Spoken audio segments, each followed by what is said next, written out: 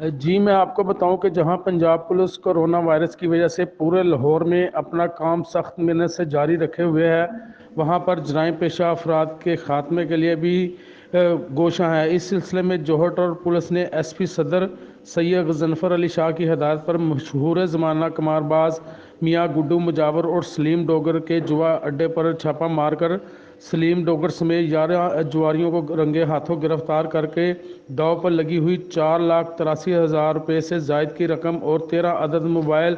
Phone برآمد کر لیے۔ اور یہ بھی میں بتاتا چلوں کہ ملزمان نے پولیس کے ساتھ زبردست مزاحمت اور ہاتھا پائی کر کے موقع سے مجرم اشتہاری آصف اور قمار باز میاں گڈو مجاور کو